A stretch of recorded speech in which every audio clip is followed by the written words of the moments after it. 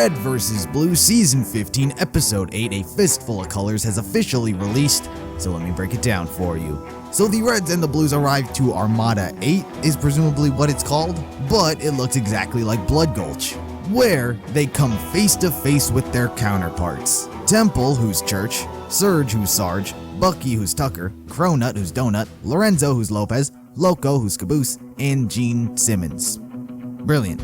They say they're like them, sim troopers who Project Freelancer was watching over, much like the real Reds and Blues. They say they go by the name the Blues and Reds. Come on! Everyone and their mothers call them that as a placeholder name. There was literally nothing better. I refused to call them that from the beginning because I knew that's what everyone else was gonna call them. Now you're gonna get a billion people saying that they called it, they knew that's what they were gonna be known as. Come on, that's not their name. Someone called John Reisinger because they came up with that on the spot. Jesus Christ, I want to join Griff, I'm done. And speaking of Griff, they don't have one either. I'm gonna get into them soon.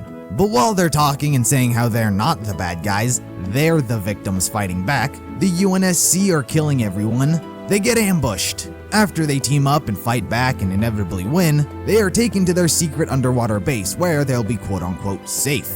There, now that I'm done recapping the episode, let's talk about the Blues and Reds. The best way I feel as though I can describe my feelings towards them is how Sarge felt about the Blues back in Blood Gulch. He despised them, didn't care for their talking, and wanted to fight and inevitably kill them. That is pretty much how I feel towards the Blues and Reds. Now I feel as though the biggest question right now that the show is putting on its viewers is, do you trust the Blues and Reds? Do you believe everything that they're saying? They didn't mean to attack Jackson Dillon. The UNSC really is killing everyone. Or do you think that's all a lie? My trust in these guys is at a solid 0%. Not a single thing that comes out of their mouth I think is true. Let's start with Griff and why his counterpart, I swear to God if his name's Biff, is not in this episode. It could be that their Griff is so lazy that he just decided to stay at the underwater base. You know, Simmons can make a new best friend in the upcoming episodes. So let's assume that's what's happening as of right now with Griff. It's mainly Lorenzo, Surge, and Temple that I raise an eyebrow at. You see, Lopez is a robot. Lorenzo is a robot. But back in Season 6, Wash was shocked that the Reds and Blues thought that a robot kit was standard issue equipment. And that didn't strike anyone as odd? That you would have a kit to build a robot that looks like a soldier? That's just standard issue equipment, right? What? No!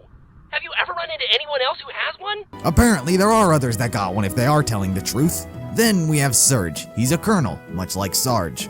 But since the two were put in the same simulation outpost, neither of them started out with the same rank. Sarge we've seen climb up that ladder to get to colonel, but Surge just seems to be one. Then we have the biggest red flag, Temple. You see, Temple has a sniper rifle, much like Church. His aim, while better, is also not so great. But Church's bad aim wasn't because he was a shitty shot. Church is an AI. He should have impeccable aim. Church's aim is bad because he's based off the director. The director, before Project Freelancer, was going to be a soldier. He was in basic training where he met Allison. But clearly, he never became a soldier, presumably because of his god-awful aim.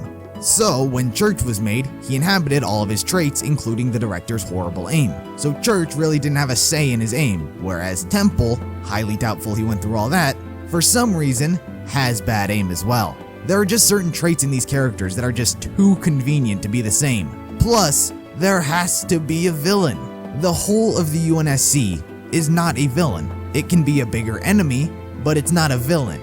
Same how Project Freelancer was a big enemy, but the meta was the villain, for the most part. Because as it currently stands, if you wish to believe them, there is no villain. Spencer's a lawyer, or whatever he is. These guys are innocent. There can't not be a villain. Not that I think that they're innocent.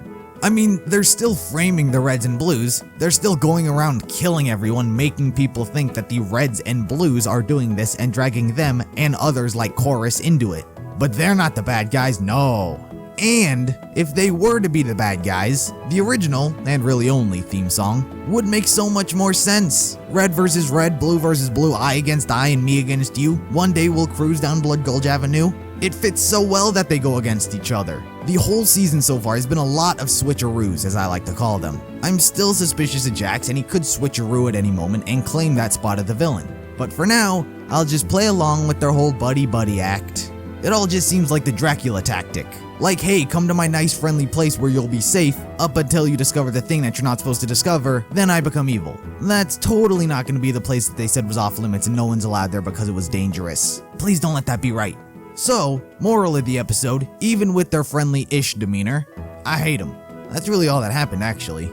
So, be sure to let me know what you guys thought of the episode down in the comments. Do you believe who these guys are? Are they nice or are they really evil? Be sure to like the video if you liked it, subscribe if you're interested in more breakdowns like this, and I'll see you in the next video.